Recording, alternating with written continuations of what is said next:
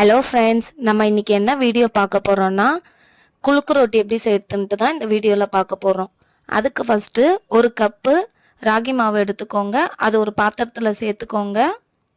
சேர்த்துட்டு கொஞ்சம் போல் உப்பு சேர்த்துக்க வேண்டியதுதான், ஒரு சிட்டிக்கு அளவு சேர்த்துட்டு அதை மிக்ஸ் பண்ணிவிட்டு ஒரு அரை ஸ்பூன் போல் நெய் இருந்தால் எடுத்துக்க வேண்டியது தான். நெய் இல்லைன்னா விட்டுடலாம். நான் அரை ஸ்பூன் நெய் சேர்த்துருக்கேன். சேர்த்துட்டு மிக்ஸ் பண்ணிக்க வேண்டியது தான்.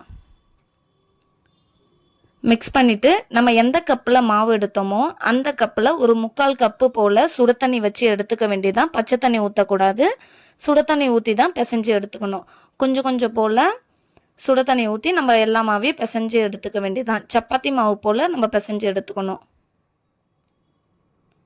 இப்போ மாவு ரெடி ஆயிடுச்சு. ஒரு சின்ன சைஸு போல் உருண்டை எடுத்துக்கோங்க. அதை எடுத்து உள்ளங்கையில் எண்ணெய் தடவிட்டு நம்ம நல்ல பால் போல் உருட்டி எடுத்துக்க வேண்டியது தான். இங்கே பாருங்கள், இது போல் இருக்கிற எல்லா மாவையும் நம்ம உருட்டி எடுத்துக்க வேண்டியது தான். இப்போ பாருங்கள், ஒரு கப்பு மாவுக்கு எனக்கு இத்தனை பால்ஸ் கிடச்சிச்சு. இப்போ இதை என்ன பண்ண போகிறோன்னா, அடுப்பை பற்ற வச்சுக்க வேண்டியதுதான். பற்ற வச்சுட்டு ஒரு இட்லி பாத்திரத்தை வச்சுட்டு தண்ணி கொதிக்க விட வேண்டியதான். தண்ணி இப்போ கொதிச்சிடுச்சு. இப்போ இதில் நம்ம செஞ்சு வச்சிருக்க ராகி உருண்டைகள் எல்லாத்தையுமே இந்த இட்லி பாத்திரத்தில் சேர்த்துக்க போகிறோம். இது ஒன்றோட ஒன்றும் ஒட்டாது, அதனால் நம்ம செஞ்சு வச்சுருக்கிறத மொத்தமாக கூட அப்படியே நம்ம வச்சுக்கலாம். இப்போ பாருங்கள், நான் எல்லாத்தையும் ஒன்றா தான் வைக்கிறேன். இதில் எல்லாத்தையும் சேர்த்துக்க வேண்டியதுதான்.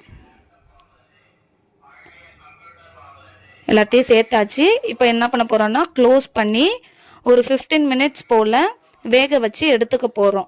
இந்த டைமில் அடுப்பை பற்ற வச்சுட்டு ஒரு பாத்திரத்தை வச்சுக்கிட்டு நம்ம எந்த கப்பில் ராகி மாவு எடுத்தோமோ அதே கப்பில் அரை கப் போல் வெல்லத்தை எடுத்துக்க வேண்டியது தான்.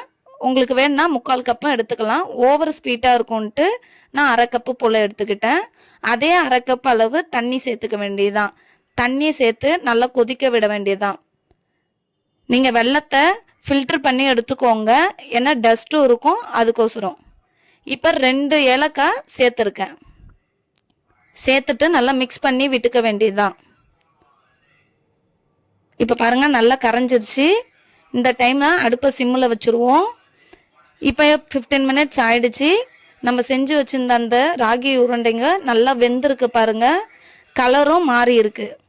இது மாதிரி நல்ல கலர் மாறி நல்லா அழகாக இருக்கும். இப்போ இது எல்லாத்தையும் ஒரு பிளேட்டில் மாற்றியாச்சு. இப்போ நம்ம அங்கே பக்கத்தில் அடுப்பில் கொதிச்சுட்டு இருக்க வெல்லத்தில் இந்த உருண்டைங்களை நம்ம சேர்த்துக்க போகிறோம்.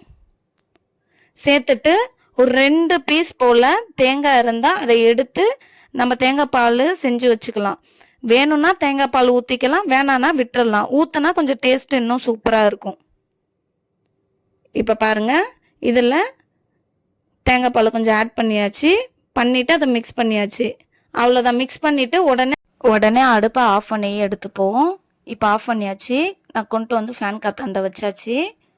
இப்போ ஒரு பவுலில் நம்ம மாற்றிக்க வேண்டியதான். மாற்றிட்டு நமக்கு தேவையான நட்ஸ் எல்லாம் சேர்த்துக்க வேண்டியதான். நான் பாதாமும் பிஸ்தாவும் ஆட் பண்ணியிருக்கிறேன். உங்களுக்கு வேணுன்ற நட்ஸை சேர்த்துக்கோங்க. எவ்வளோ சூப்பராக ரெடி ஆகிடுச்சு பாருங்கள். நம்ம 1/2 ஹவரில் வீட்டிலே ஈஸியாக செஞ்சிடலாம். ரொம்ப ஹெல்த்தியும் கூட. இதை நம்ம கிட்ஸுக்கு பெரியவங்க எல்லாருக்குமே கொடுக்கலாம். யாருன்னா கெஸ்ட் வந்தால் கூட நம்ம உடனே செஞ்சு கொடுக்கலாம்.